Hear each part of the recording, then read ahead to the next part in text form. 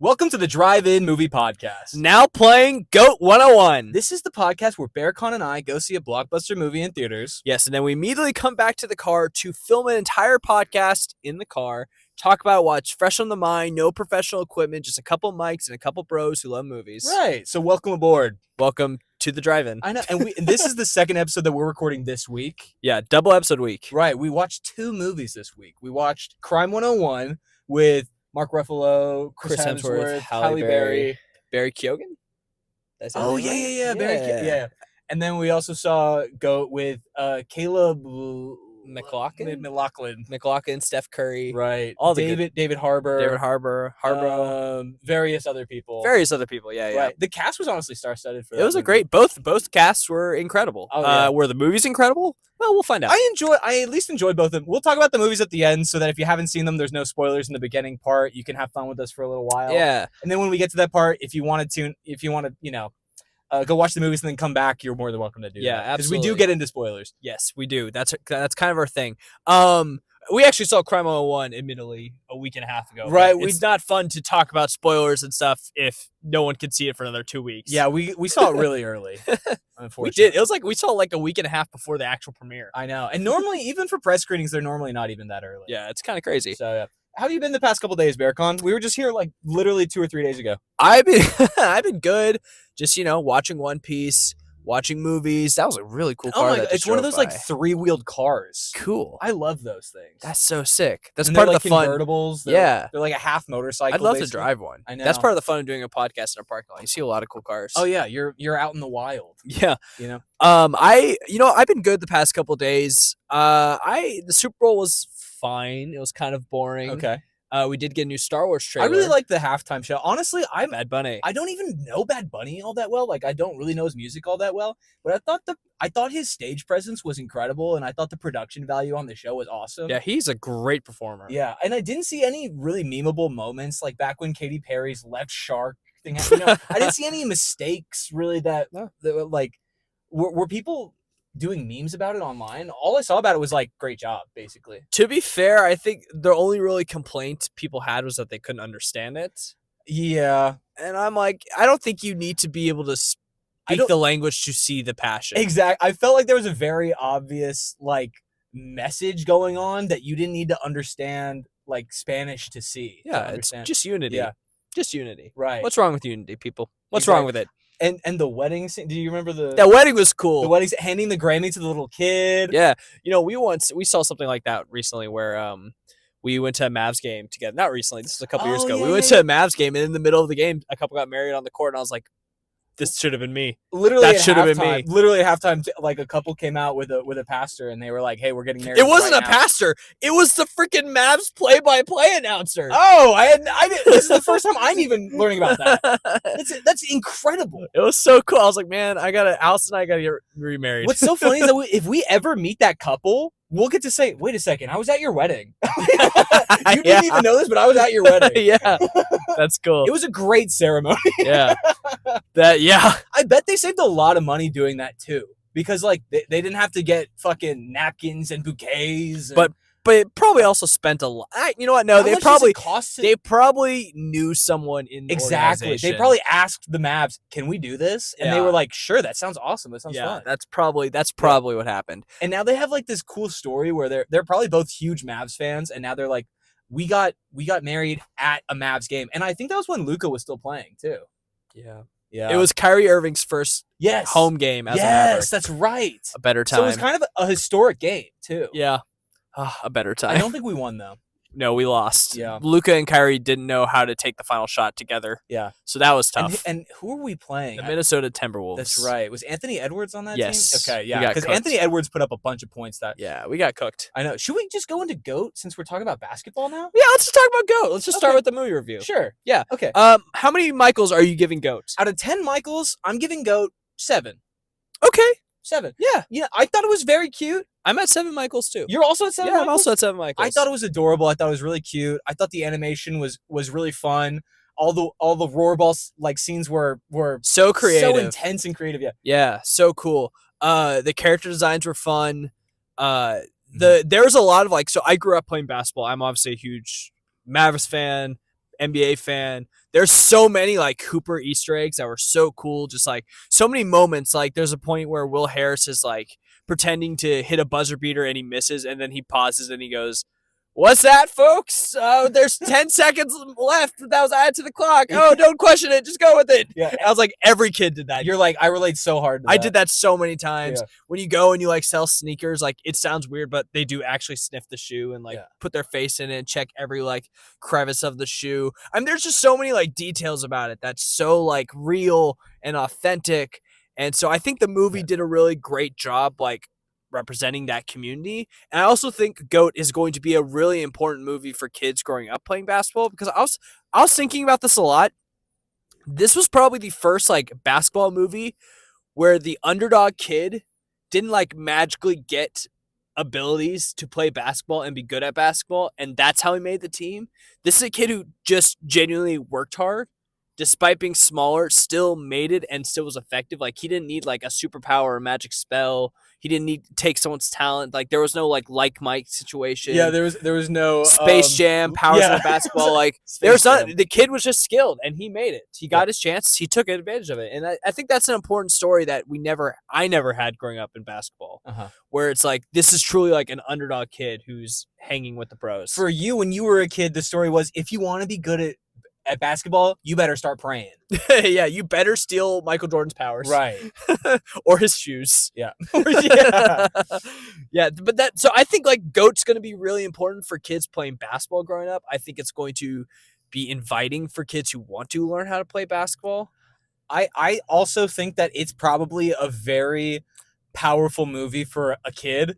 And that's why I'm only giving it 7 Michaels, because as an adult, when I was watching it, I was like, yeah, this is like really sweet and adorable and stuff. The story's pretty basic though. It's a pretty basic story, and a lot of the jokes are very like, they're obviously aimed at a younger demographic. Yeah. And so I'm like, this is clearly not a bad movie. No. But as an adult, I don't think that like it's hitting home for me. No. You know? Yeah, and then it was also like kind of chaotic at times, where I was like, it feels like maybe too much is going on right now. Yeah. To where it's kind of distracting. But I think that's what the kids like. You know what I mean? Yeah, for sure. Especially in the TikTok era. Yeah, for sure. I think they need a ton of stimulation. Yeah, I was definitely stimulated. Yeah. But there's like I said, the movie has so many like moments I think are really rich. Like at the beginning, the movie opened with the mom surprising the son with 2 tickets and seeing his favorite players in person. Sweet. Like I remember my dad surprising me to go to a Mavs game and seeing Dirk play for the first time in person. I was like, I had that same like look of like everything in the stadium felt like a dream. How do you feel about them not revealing what happened to the mom? I think it's fine. Like I think. By the way, we're in spoiler territory now. I mean, yeah. So spoilers. Mom isn't really involved in the movie. Only in like flashbacks. So clearly something happened. They said she got sick. So like So they she indicate, died. yeah, they Yeah. indicated that she died. Right. And that's not really even a spoiler. It's not really a plot point in the movie. It's just kind of like you kind of figure that out. I think it could have been a bigger plot point, honestly. Like I think that they kind of glazed over it. Well, I think like we just said, like the movie wasn't necessarily deep. It was a kind of like basic plot line. The stakes of the movie, this was one of my quote unquote biggest complaints. I honestly don't really have complaints about the movies. This is just my critique, honestly, is that, the stakes to me always just felt like it was about the player's pride. The worst case scenario, if the hero didn't win, if the hero lost in this movie, is that their pride would just be hurt. Their ego would be hurt. Yeah. Nobody would actually be worse off if the hero did not win in the end. There was a moment where Jet, the Panther, who's the greatest basketball player of all time, Right. there was a moment Like where LeBron. Yeah, I guess. Michael. You don't think Jet was supposed to be like a LeBron figure? I don't know. Jet was also like an older player who's but- still in the league and holding on. But but LeBron. I mean, she was only in the league for 15 years. LeBron is in year 23 right now. That's what I So, mean. That's what, and everyone's saying when's going to be your last season? Yeah, I don't know. Is LeBron done? Is LeBron doing another? That still hasn't even been confirmed. Okay, I've heard a lot of rumors that like it could be the last year. LeBron's about to be retired. It could be. But there was a moment though where she kind of like took over the game and she kind of like stabbed her teammates in the back, and then they kind of really quickly got back together. Yeah. And I was like, that's kind of silly because like they still have like a championship game. Like They still had a game that they're legally obligated to play. Like, they're gonna come together, Right. and like no one gave her any. When she came back, she's like, "I need you guys." No one gave her any grief. They're like, "Yeah, thank God." Yeah. So like, They kind of just wanted an apology. yeah, They weren't trying to hold a grudge. but that's like the movie was kind of like surface level in that it was, sense. and that's all. And that's a very cliche plot point in that, like, this character, makes a mistake, breaks apart the team dynamic or like the group dynamic. Yeah. All the friends are mad, and then the character's like, "Oh, I messed up and I'm sorry." Like in the last 30 minutes, and then everyone gets back together. Everyone's like, "Yeah, it's okay. Yeah, We're fine." and then you feel great because it's like, GOAT was made. They grew as a unit. Honestly, this will only make sense to somebody who grew up going to basketball camps, but I think GOAT was made to be played at basketball camps. Huh. Like, I think, like, and that's not a bad thing. Like, that's a good thing. Like, so when you go to a basketball camp, you're playing basketball like 8 hours a day for like 5 days, right? Okay. So it's a lot of basketball. You're moving around a lot. Even for a kid, like, you're tired. You're Just constantly doing cardio. It's constant. And so during the day, though, you do have like an hour and a half to where you're in like film, where you're just watching like highlights of like iconic games or like sports movies. Like, we watched Hoosiers and Space Jam and Like Mike so many times.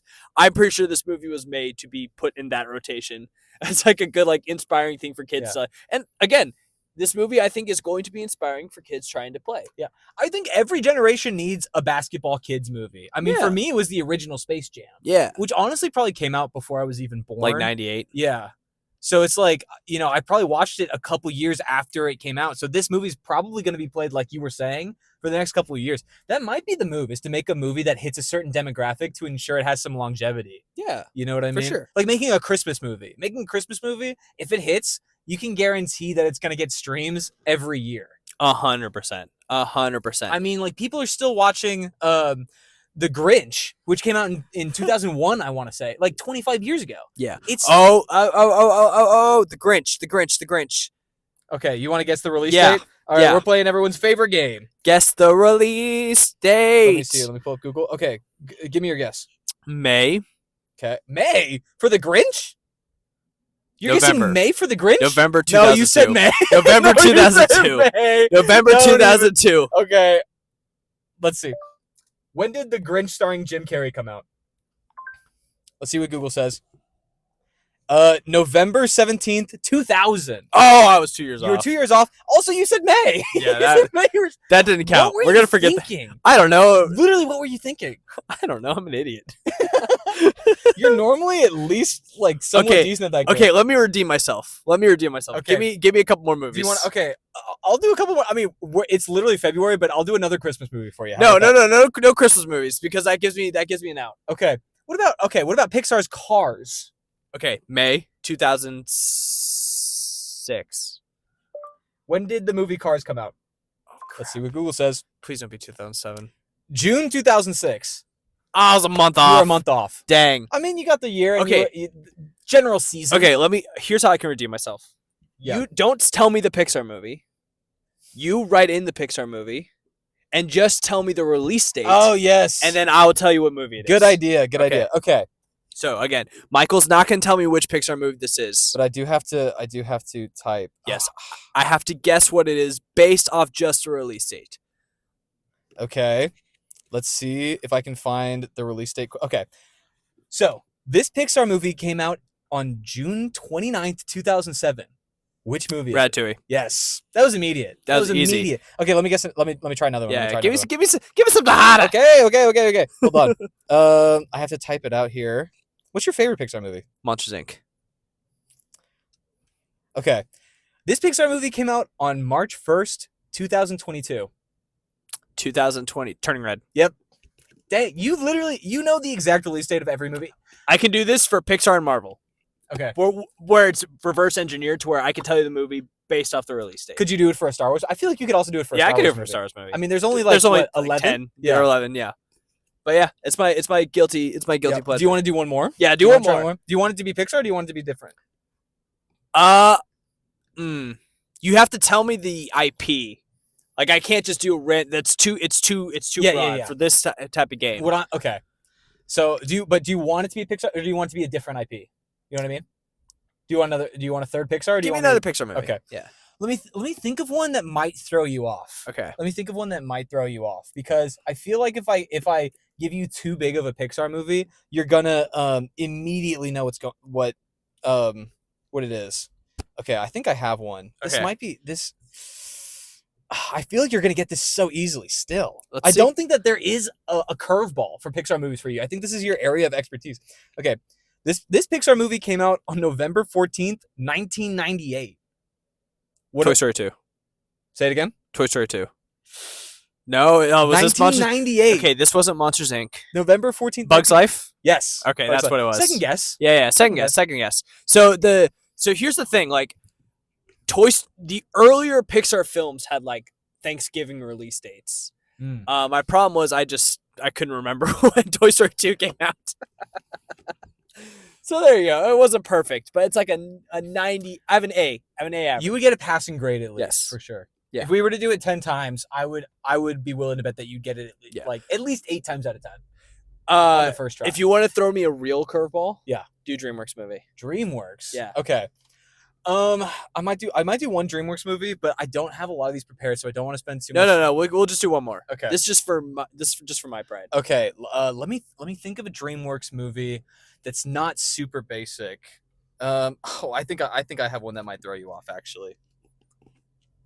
I don't think you're gonna get this one. You're never gonna think of this. The anticipation. Okay. Let me see here. This DreamWorks movie came out on March 27th, 2015. March 27th, 2015. You're never going to get it. I bet I could. Okay. Not in a million years, Home. actually. Fuck! Immediately! Oh my god.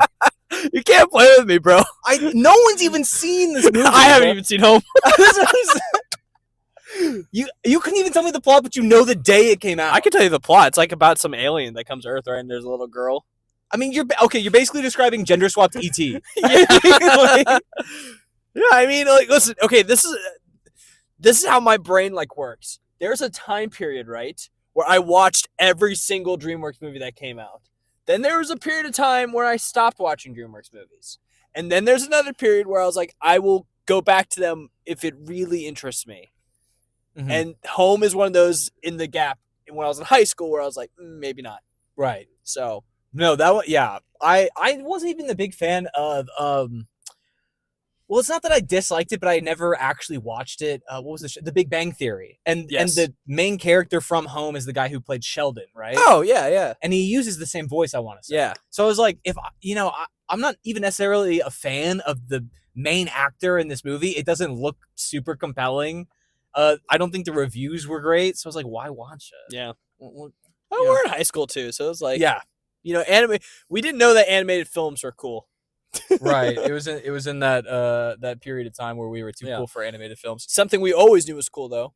Star Wars. Absolutely, bro. Bang. And especially Star Wars: The Clone Wars. Yeah. It makes me mad how long I waited to watch Star Wars: The Clone Wars. I think I saw the episodes when they came out on Cartoon Network, but actually watching Clone Wars through to see the story, it wasn't until I was a freshman in college. Yeah. And I vividly remember being a freshman in college, watching it on my phone in like the mess hall or whatever, and some other college kid came up to me and was like, bro, are you watching Star Wars: The Clone Wars? I was like, hell yeah, brother. The college kids were actually fucking with Star Wars: The Clone Wars. Of course. A cartoon. Of course. I remember, it wasn't the Clone Wars, but I remember one year in college, right after I finished Clone Wars, I dove right into Star Wars Rebels. Yeah. And I remember I got to class 40 minutes early, and I started watching like Rebels on my phone, and then I looked up and I was like, I missed my class.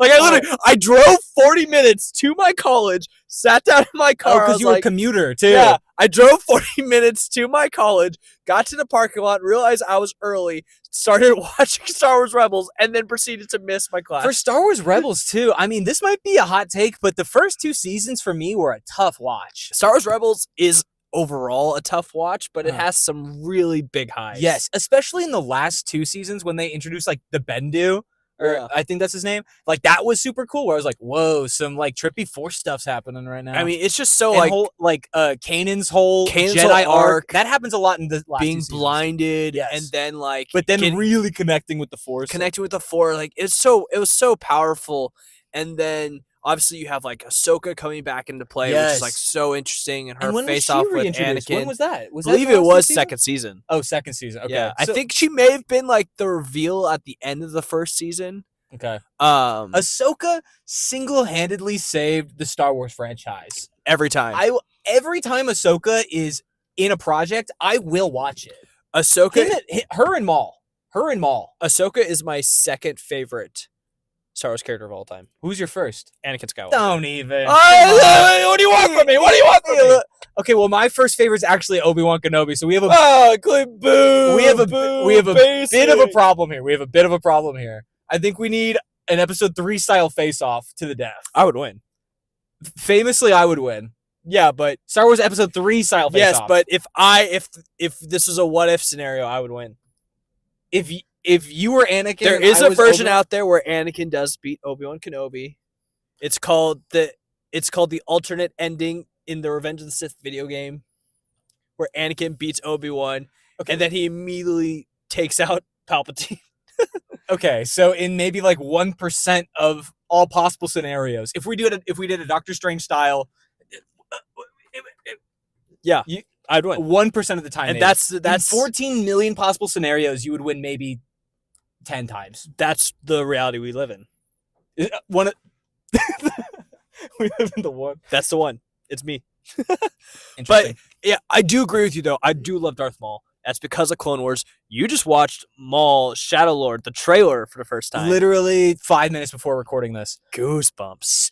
It's gonna be peak. It's gonna be peak. So good. And it's in the Star Wars, the Clone Wars style animation. They've mastered Clone Wars animation. They've mastered it. I love the voice actor for Maul too. Sam Whitaker. Yeah, Sam Whitaker. Even when he was doing Starkiller in The Force Unleashed, I mean, he knows his Star Wars stuff so well. Plays a great Sith Lord. Yeah. I mean, and also just like seeing the fight scenes in the trailer where Maul's like having a lightsaber duel, spun the lightsaber, throws it, kills 3 stormtroopers, comes back, keeps doing the lightsaber duel. Come on, bro. Maul is crazy. Such a good story. I kind of hope Maul like time skips a little bit. Okay. Like I want to see him right after the events of Revenge of the Sith. Like right when he's kind of on the run. Yes. But I also want to see him, and maybe we'll get multiple seasons of Maul. I don't know if they've announced that, but I also want to time skip to when he's literally a crime syndicate like ruler. Yeah. Like he's in charge of the well, he was doing that too in the Crimson Clone Dawn. Wars though. But he does it again because we know from Solo they tease him at the end. Oh yeah. And so we know he's like back running the underground crime syndicate. Did he ever leave? Did he ever stop though? I don't know if he ever stopped. Just because in the Clone Wars, Palpatine finds him and then like does his little.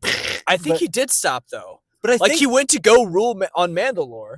And then he gets clearly like booted out of there. But I think maybe he was ruling the crime syndicates from Mandalore as well. Because I think what happened was Palpatine found out he's amassing all of this power. He's in control of he uses the crime syndicates, first of all, to take control of Mandalore. Yeah. So I think it's like he's building an empire. Hold on a second. I see you're about to start something. Hold on 1 second. He's building an empire, right? And then Palpatine comes up and he's like, hey, your empire actually belongs to me because you belong to me. So you get to keep all your shit. But remember, I'm on top. Right. But I still think like there's some type of time has passed after all the Jedi have fallen and the Empire's taken over. Like, I'm sure like there's interesting stories to be told where he's like more like what's the word? More like in the know of things. He's more at his peak. Yeah. And then like something has to happen for him to be obsessed with Obi-Wan Kenobi again, right? Here's my guess on Maul Shadow Lord, right? So Order 66 happens, right? He's under Palpatine. The Empire starts becoming a thing. He's clearly fighting some stormtroopers. So I think he tries to break out of Palpatine's control again because we know that he's got that Sith mentality. Yeah. We know that he's trying to be top dog, right? So he starts hitting his stride again like he did in the Clone Wars, right? He's fighting Palpatine. And then through the course of Maul Shadow Lord, I mean, when we see him in Rebels, he's a decrepit old man in a Sith temple with nothing to his name, waiting for someone to show up and help him get a Sith holocron. Clearly, he loses this fight with Palpatine and is exiled Yoda style. Yeah. So I think that there is a big overarching conflict that is going to have to happen and a big downfall. But why does he go back to being obsessed with Kenobi? Like that's the thing. Like that was the whole story, right? It was that he's like, always he always wanted obsessed access with to Kenobi. the Sith holocron. Yeah. To show him what he really wants, and that's where to find Kenobi. But even after what Savage finds him, he wants to amass this power because he also wants revenge on Kenobi. Got it though. Technically, he never killed Kenobi. He never killed him, but he still deeply hurt Kenobi. Yeah, but he wants to deeply hurt him and then kill him. I guess. So I think that's always been his thing. I don't think there was ever a time where he was like, I want to kill Kenobi. Actually, I'm done. I don't actually really want to kill him anymore. But his priorities have changed because one of the greatest duels in Star Wars, in my opinion, is Maul versus Ahsoka in the final season of Clone Wars. Yeah. But even then, he wasn't trying to get Kenobi. He wanted Anakin. He was trying to find Anakin. So, his priorities did shift. Right. So, he is capable of having different priorities. That one might have been a survival tactic, though. That one might have been before I get my revenge, I have to survive. And I know that Palpatine wants Anakin. Right? And as soon as he gets Anakin, it's over for me. But he doesn't know. So, here's my thing. How would he know that he knows all the Jedi were taken out? What made him be re-obsessed with Kenobi? Because he very well could have thought Kenobi died. So something clearly had to indicate that okay, he's still around. So my theory is okay, could the events of Kenobi season 1 spring whispers about Kenobi being around, or could a potential season 2 of Kenobi involve more Maul and Kenobi trying to face off again? Kenobi once again beats him, and then he's like, okay, now I need to finish this. You're now my life goal is I don't care about Crimson Dawn. I don't care about anything. I will sit. I will wait. I will grow old, but I will have my opportunity. In A New Hope, does Darth Vader have a line or something that says, "Oh, I thought you were dead"? Does someone say we thought Obi-Wan was dead, but he turns out he's alive? I can't remember. I can't remember. I feel like there was discourse about that when Kenobi was coming out, right? And then that wasn't really because there might need to be a new scene that happens because we all thought maybe Order 66, right? Everyone thinks Kenobi's dead, whatever. I think maybe there's a new scene in Kenobi season 2 where again he supposedly dies. Well, I mean potentially, and then in A New Hope we're like, oh, we thought you were dead. Again. No, I think the line in A New Hope was that really everybody stuck with was when we last met, I was the learner and now I'm the master. Right. Which everyone was like, well, now we know. I don't know. I don't know. So there's a lot of open air. There's a lot of things that isn't necessarily the cleanest when it comes to Star Wars. Yeah. I'm just excited for They Maul do and Clone a pretty good job. I mean, Dave Filoni went the entire course of Clone Wars. Dave Filoni went the entire course of Clone Wars without having Anakin and Grievous meet, so that in Star Wars Episode 3, the line that Anakin has where he goes, "You're taller than I imagined," would make sense. Yeah. So they honestly, a lot of times they do a good job with continuity. Yeah, that's true. That's true. I think Star Wars is a great thing. I love when Star Wars is relevant. We're also getting Mandalorian and Grogu this year. Peak. Are you excited about it? Absolutely. I'm not excited about maybe 50% of the Star Wars projects, but The Mandalorian has been consistently good. Probably my favorite Star Wars project. Probably better than all of the movies or anything. The Mandalorian TV show. Well, the sequels, the originals. Whoa, wait, what? You think The Mandalorian is better than the originals? I might enjoy the Mandalorian. Now, here's the thing. Now, the originals definitely are peak cinema. They had a huge impact on the culture. They were revolutionary in terms of effects. But if I were to watch, A New Hope now versus The Mandalorian now, I think I would enjoy The Mandalorian more. I've seen the original trilogy ad nauseum. I've seen it a million times. You know what? I could probably recite it line for line. The Mandalorian is fresh. It's just newer. It just gets the dopamine and serotonin in my brain running more. It's just sometimes new doesn't mean better. No, but I just enjoy. I just have more fun watching it now because I've seen the original trilogy 10 billion times. Are you gonna rewatch The Mandalorian before Mandalorian and Grogu? I probably will. I typically do for a TV show when a new season comes out. I'll typically rewatch the old stuff. So I'm really fresh on it when the new season comes out. Here's my thing with The Mandalorian and Grogu. Okay. I think season 1 is great. I remember really enjoying season 2. I haven't rewatched. I've never rewatched Mandalorian, right? I've only seen every season once. I thought season 2 was good. I remember loving the finale. I did not necessarily enjoy season 3 of The Mandalorian. Okay. Like, I thought the third season was weak. It felt like a lot of filler-ish. Okay. But my point is, like, I do think it started great and each season went down. I do think in my brain, I'm still thinking Mandalorian season 1. Okay. You know? I want to know what is going to justify Mandalorian on the big screen. Mm-hmm. Like, I get, like, they don't want to do another season. They just want to do this.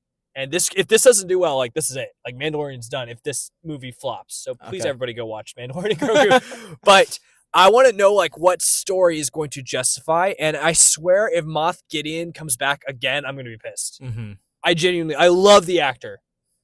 I'd be pissed if I see him again. Mm-hmm.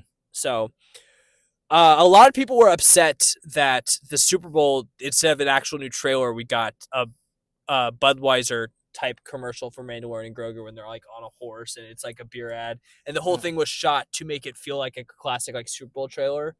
I do think that was a miss. I think they should have used that time to give us like a big Mandalorian Grogu hype trailer. Absolutely. Because I think the movie needs it 3 months away from release and we don't really know all that much. No, but I'm still excited. Me too.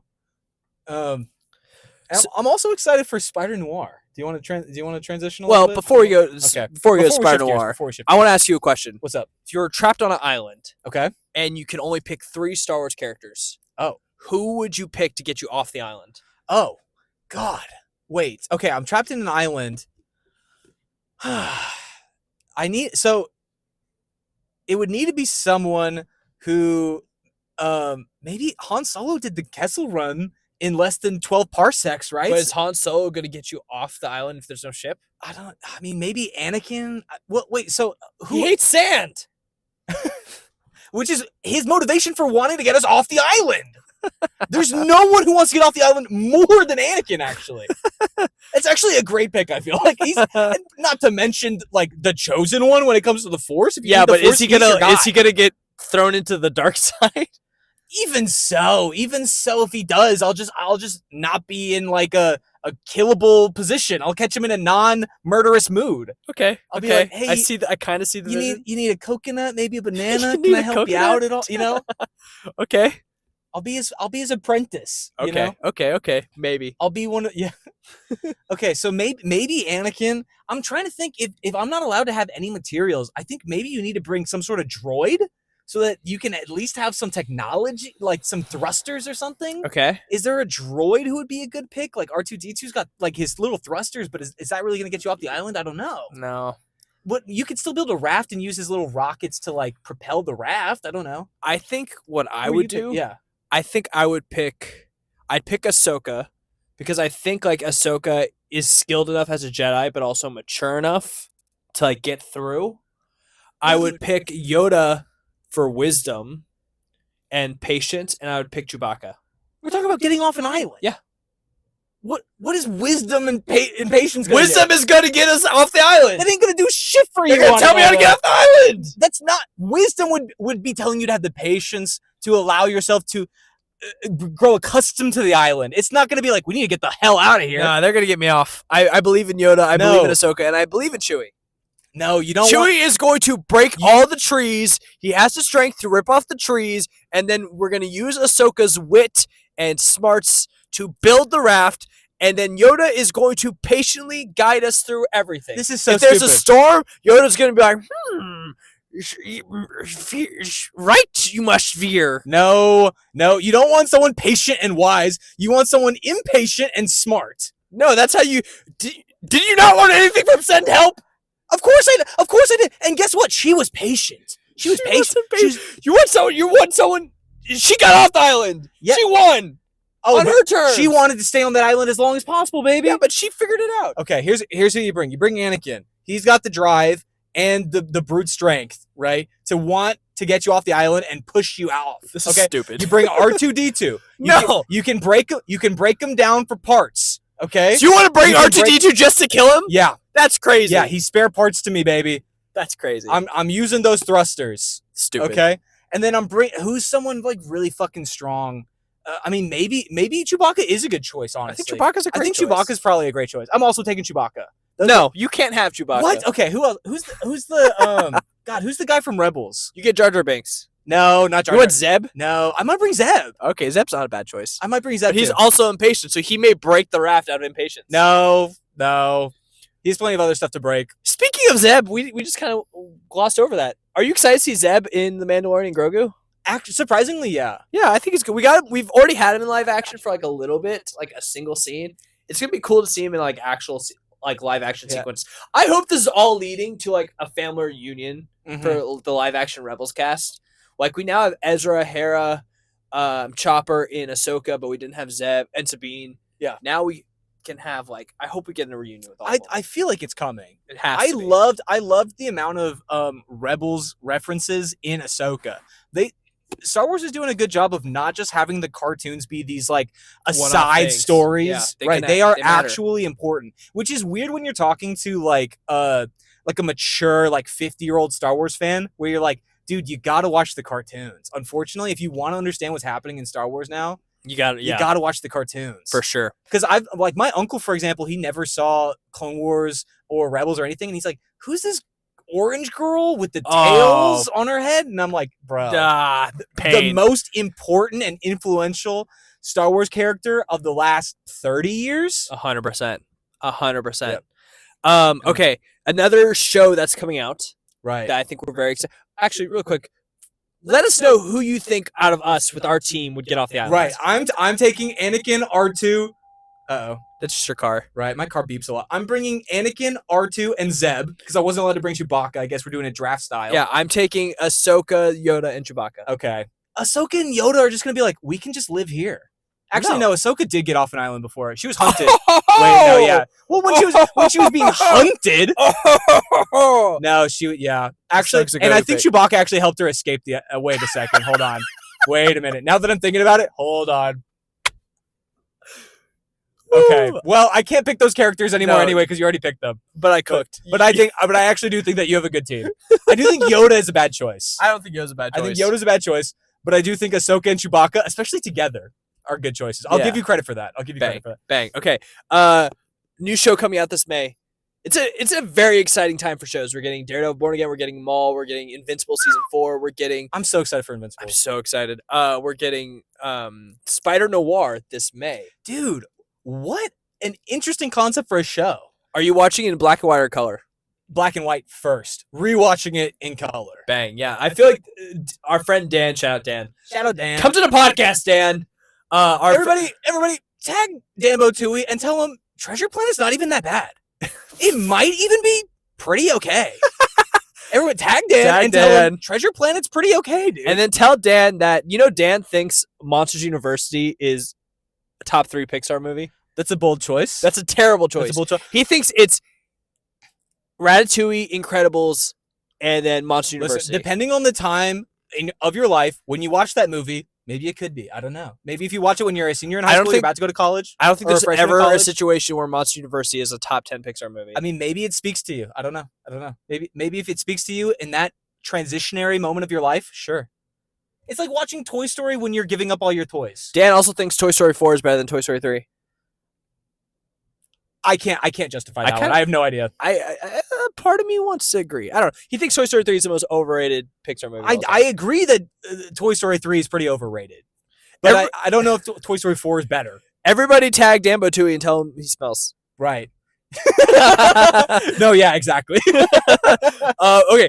But he said watching film bros are gonna watch Spider-Noir in black and white. I was like, you're right. Absolutely. Because the character's black and white. When I saw Across the Spider-Verse, Into the Spider. When I saw Spider-Man Into the Spider-Verse and Noir Spider-Man was introduced, never in a million years did I think that he would get a live action spin-off show. And it's not even the same character. Actually starring Nick Cage. Yeah, that's the crazy thing. It's like it's not actually the same character from Into the Spider-Verse, because that was Peter Parker. This is Ben Reilly, who also appears in Across the Spider-Verse as a different Spider-Man.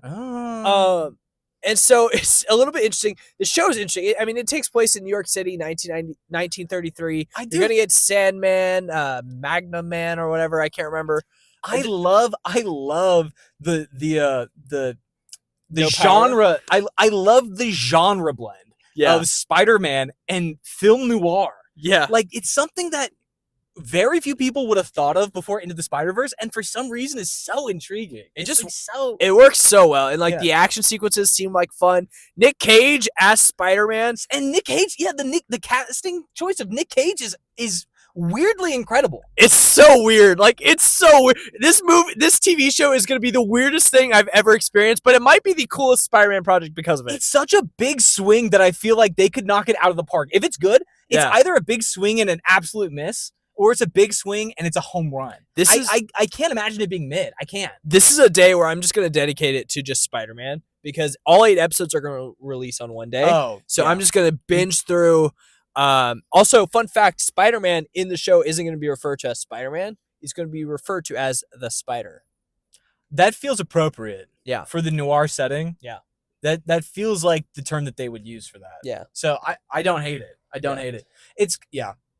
It's kind of like how in the Netflix Marvel shows, they would always have to refer to MCU events like slightly off. Like after the Avengers, they'd be like, "Do you remember the incident in New York City?" Well, even in Daredevil Born Again, they reference Spider-Man in like the second episode, but they can't call him Spider-Man. They say a man running around dressed as a spider. Right. It's exactly like that. Like the Spider-Noir thing is exactly like that. Which might be actually how they're making the show, because Amazon Prime is making it, right? Yeah. So that might be their workaround. Wait, they also do that in Madam Web and Morbius, don't they? They kind of Spider-Man's not a thing in Madam Web because it's pre-Spider-Man, but there's like those references. They can talk about Spider-Man. That was just Sony saying like we don't want to, which is stupid. And in Venom, I mean, there's all these Spider-Man projects that don't have Spider-Man in them. Yeah, yeah.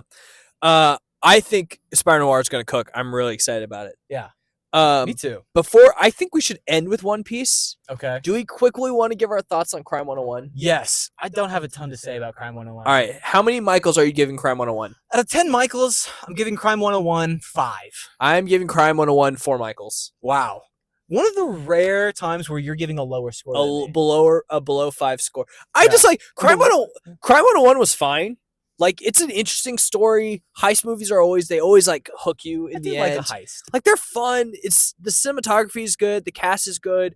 But honestly, the movie just had no sauce. No. It feels like a movie made by corporate executives. It felt like a movie made by the studio execs. Yeah. Where they said, okay, we got to get these people together and this story has to have these plot points. And it's going to, it just felt like they were making it based off a formula instead of it being someone's actual passion project. And it's just like, it's interesting because like, I'm about to give the same critique to Crime 101 as I did GOAT, where I'm saying that like the story is very surface level, but GOAT felt like it had more passion and creativity. And it's just, like, that's the difference between these movies being a 7 and a 4. Yeah. It's like, it just didn't feel like there are so many like interesting story points that I felt like that movie could have went with, and they just didn't, and they just kind of brushed over it. The script is somewhat clever, like you and I talked about it afterwards. Like they did do some like smart things.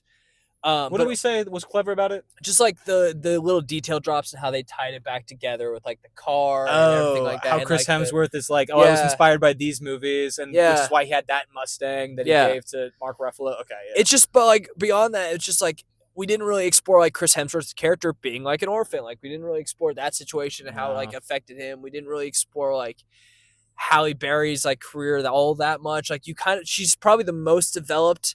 We could have dove into Mark Ruffalo's character a little bit more, like how he's been having a terrible marriage and all this, and like give a little bit more weight to his decision at the end of the movie. Yeah, I don't think it helps the movie that the main character's entire personality trait is that he's like a blank page of a human being. Yeah, like he's super awkward, and you just like there's nothing to him. He's undistinguishable. Yeah, right. He's like he can appear and disappear. He can show up, pull off a heist, and then vanish, and you never find. Which doesn't help because that doesn't make him an interesting person. No, you know what I mean?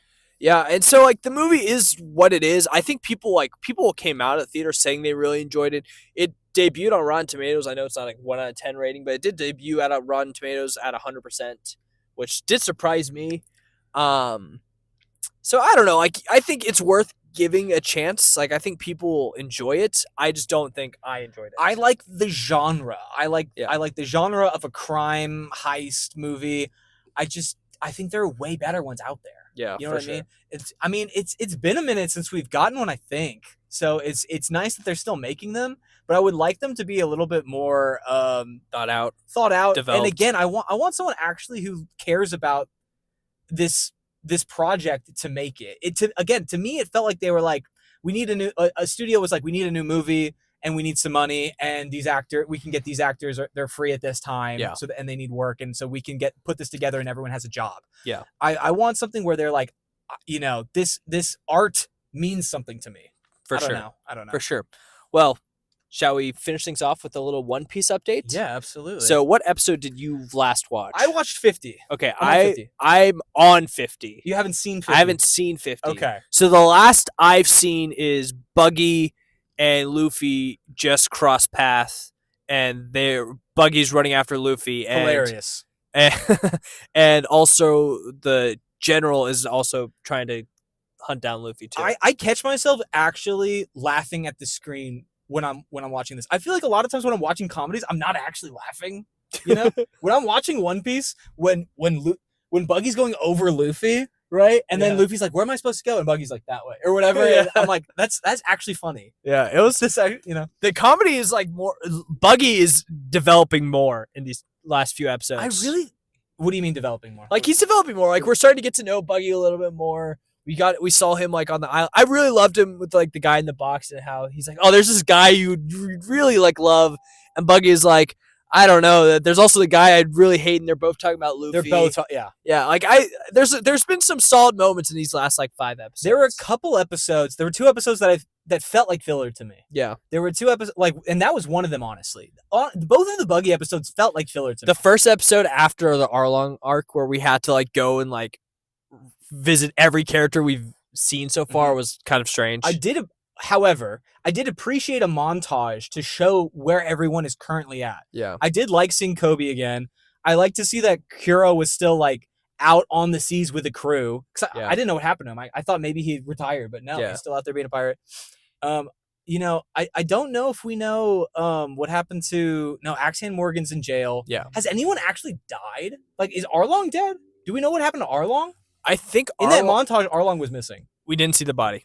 Exactly. That's what I'm saying. We didn't see the body. We saw him knocked out at least, and at the under a pile of rubble from the building. But until he's in the grave, I have to assume he's alive. I like the storyline right now of like going back to where Roger was executed. Oh, I love it. I really enjoy that. I do think feel like we stepped off like a little bit since the Arlong arc, which is understandable. So right now I feel kind of in a lull. Okay. But I still am liking the episodes right now. Here's my deal.